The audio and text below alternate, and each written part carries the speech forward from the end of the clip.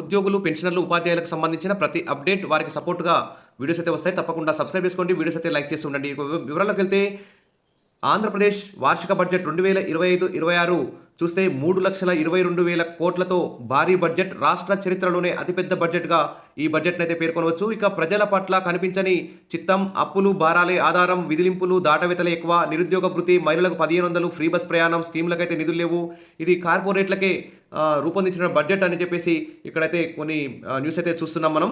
మరి దీనికి సంబంధించి ఉద్యోగులైతే, పెన్షనర్లు, ఉపాధ్యాయులందరూ కూడా మరి పెండింగ్ బిల్లులు, మధ్యంతర భృతి 30% ఇస్తారని చెప్పేసి, పీఆర్సీ కమిషన్ సంబంధించి కేటాయింపులు జరుపుతారని చెప్పి ఈ బడ్జెట్‌లో ఎదురు చూశారు. ఇంత భారీ బడ్జెట్ 3,22,000 కోట్ల బడ్జెట్‌ని రూపొందించిన ప్రభుత్వం మరి పేరుకే భారీ బడ్జెట్. కానీ మరి ఉద్యోగులు, పెన్షనర్లకు, ఉపాధ్యాయులకు సంబంధించి ఎలాంటి కేటాయింపులు జరపకపోవడం అయితే అన్యాయం అని చెప్పేసి చెప్పుకోవచ్చు. ఇక అదేవిధంగా మోడల్ స్కూళ్ళు, ప్రైమరీ స్కూళ్ళకు కావాల్సిన తరగతి గదులు, వసతుల కోసం అయితే బడ్జెట్‌లో ఎలాంటి నిధులు కేటాయించలేదు. అదేవిధంగా 12వ పీఆర్సీ ఆర్థిక బకాయిల చెల్లింపు ఊసేలేదని ఆగ్రహం వ్యక్తం చేశారు. ప్రభుత్వ ఉద్యోగులు, ఉపాధ్యాయులకు 2023 జూలై 1 నుండి రావాల్సిన 12వ పీఆర్సీకి కనీసం చైర్మన్‌ను కూడా నియమించకపోవడం, పీఆర్సీ అమలు చేసేలోపు మధ్యంతర భృతి ఇచ్చేందుకు ఎలాంటి నిధులు కేటాయించకపోవడం దారుణమని తెలిపారు. వీటి కోసం బడ్జెట్‌లో కేటాయించాలని కోరారు. మరి విద్యారంగ బడ్జెట్‌పై మరి పీఆర్సీ అమలుకు సంబంధించి కేటాయింపులపై మరి పునరాలోచన చేయాలని చెప్పేసి ఇక్కడ ఉపాధ్యాయ సంఘాలు, ఉద్యోగ సంఘాలు అయితే కోరుతున్నాయి. ఇక బడ్జెట్లో 12వ పీఆర్సీ ఐఆర్ అమలు కోసం నిధుల కేటాయింపులపై స్పష్టత ఇవ్వలేదని ఎస్టీయూ పేర్కొంది.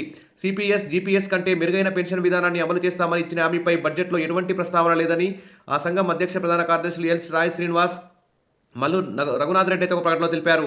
పాఠశాల విద్యకు గతేడాది 10.15% కేటాయిస్తే ఈసారి 9.86% కేటాయించారని చెప్పారు. ఇక ప్రభుత్వ పాఠశాలకు ఉచిత విద్యుత్ అందిస్తామని చేసిన ప్రకటనని స్వాగతిస్తున్నామని, తల్లికి వందన పథకాన్ని ప్రభుత్వ పాఠశాల మాత్రమే వర్తింపజేస్తే బాగుంటుందని చెప్పేసి ఇక్కడ చెప్పారు. ఇక మరి మొత్తానికైతే మరి పీఆర్సీ అమలుకు కేటాయింపులు లేవు కాబట్టి మరొకసారి దాని మీద పీఆర్సీ మధ్యంతర భృతికి సంబంధించి, పెండింగ్ బిల్లులకు సంబంధించి పునరాలోచన చేసి బడ్జెట్ సవరణ చేసైనా మళ్ళీ కొన్ని కేటాయింపులు జరపాలని ఆ దిశగా మరి ఏపీ ఉద్యోగుల జేఏసీ ప్రభుత్వం మీద ఒత్తిడి తీసుకురావాల్సిన అవసరం కూడా ఉందని చెప్పేసి సాధారణ ఉద్యోగులందరూ కూడా కోరుకుంటారు. మరి ఏపీ ప్రభుత్వం 2025-26 వార్షిక బడ్జెట్ను ప్రవేశపెట్టింది. 3,22,000 కోట్ల భారీ అంచనాలతో అతిపెద్ద బడ్జెట్ రాష్ట్ర చరిత్రలోనే చెప్పుకోవచ్చు. ఇక సూపర్ 6 పథకాల్లో అమలు దిశగా కూడా చేస్తుంది. కానీ వేతన జీవులను ఈ బడ్జెట్ అయితే విస్మరించిందని చెప్పేసి ఇక్కడ సిఐటియు అయితే విమర్శించింది. వేతన జీవులను వార్షిక బడ్జెట్లో ప్రభుత్వం మర్చిపోయిందని సిఐటియు పేర్కొంది. సాధారణంగా బడ్జెట్ ప్రవేశపెడుతున్నారంటే వేతనాలు పెరుగుతాయని ఎదురు చూసే వర్గాల ఆశలనైతే ఆర్థిక మంత్రి పయ్యావుల కేశవ్ అడియాసలు చేశారని సిఐటియు పేర్కొంది.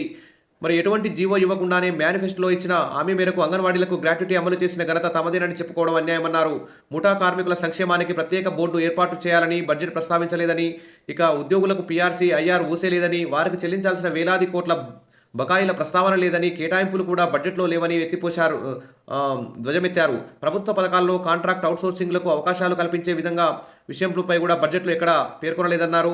ఇక గత ప్రభుత్వం విచ్ఛిన్నంతో అప్పు తీసుకునే శక్తి లేని ఏకైక రాష్ట్రంగా మిగిలిపోయిందని, 80,000 కోట్ల అప్పులను ప్రతిపాదించారన్నారు. వేతనాలు, కూలీ కోసం శ్రమ చేసి బతికే వారికెవ్వరికైనా సంక్షేమ పథకాలు మాత్రమే సంతృప్తి పరచలేవని ఇక 2024 ఎన్నికల్లో తేలిపోయిందన్నారు.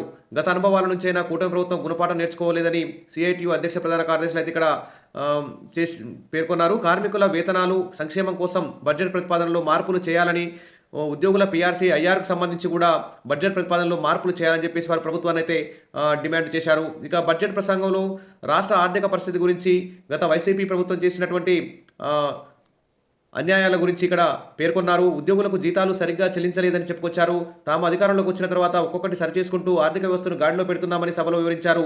ఇలా చెప్పుకుంటూ పోతే మరి ఉద్యోగుల ఆశలపై ఏపీ కూటమి ప్రభుత్వం అయితే 9 నెలలకు సంబంధించి పూర్తి స్థాయి బడ్జెట్ ప్రవేశపెట్టడంతో మరి మాకు సంబంధించినట్టు ఉద్యోగులకు సంబంధించిన పీఆర్సీ, ఐఆర్పై స్పష్టత వస్తుందని, కేటాయింపులు జరుపుతారని, పెండింగ్ బిల్లులపై కూడా కేటాయింపులు జరుపుతారని చెప్పి ఎంతో ఆశగా ఎదురు చూశారు. కానీ ఈ బడ్జెట్లో ఉద్యోగుల కోసం ఎలాంటి నిర్ణయం కూడా తీసుకోకపోవడం అన్యాయం అని చెప్పేసి చెప్పారు. ఇక జగన్ 2024 ఎన్నికల ముందు పీఆర్సీ కమిషన్ ప్రకటించారు. ఎన్నికల్లో కూటమి అధికారంలోకి వచ్చిన తర్వాత పీఆర్సీ కమిషనర్ రాజీనామా చేశారు. మరి కొత్త పీఆర్సీ ఏర్పాటుకు సంబంధించి, పీఆర్సీ సంబంధించి నిధుల కేటాయింపుకు సంబంధించి ఎలాంటి కేటాయింపులు జరపకపోవడం మరి మొత్తానికైతే ఈ రాష్ట్ర బడ్జెట్ ఉద్యోగులకు, పెన్షనర్లకు, ఉపాధ్యాయులకు సంబంధించి నిరాశజనకంగా ఉందని చెప్పుకోవచ్చని ఇక్కడ తెలుస్తుంది. ఇక పీఆర్సీ అమలుకు కేటాయింపులేవి, మరి ఆ పీఆర్సీకి సంబంధించి, మధ్యంతర భృతికి సంబంధించి మరొక్కసారి పునరాలోచన చేసి మరిన్ని నిధులు సవరించి, బడ్జెట్ని సవరించి మరిన్ని నిధులు కేటాయించి వెంటనే మధ్యంతర భృతి 30% అమలు చేయాలి.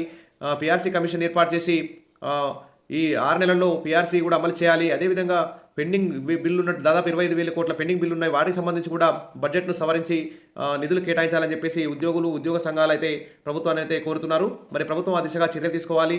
ఎందుకంటే ఎన్నికల ముందు సీఎం చంద్రబాబు నాయుడు గారే స్వయంగా ఉద్యోగులకు మంచి పీఆర్సీ, మంచి డీఏలు ఇస్తాం, పెండింగ్ బిల్లు ఇస్తాం అని చెప్పేసి ఎన్నికల సందర్భంగా హామీ కూడా ఇవ్వడం జరిగింది. ఆ హామీ మేరకైనా అతిపెద్ద రాష్ట్ర చరిత్రలోనే అతిపెద్ద బడ్జెట్ అయినటువంటి 3,20,000 పైగా ఉన్న బడ్జెట్‌లో మరి ఉద్యోగులకు ఇస్తే అసలు ఆ బడ్జెట్‌ని మొత్తం అమలు పరిచేదే ఉద్యోగులు కాబట్టి, వివిధ ప్రభుత్వ పథకాలు అమలు చేసేదే ఉద్యోగులు కాబట్టి, ఆ ఉద్యోగుల సంక్షేమానికి కూడా మరి ప్రభుత్వం కట్టుబడాలి.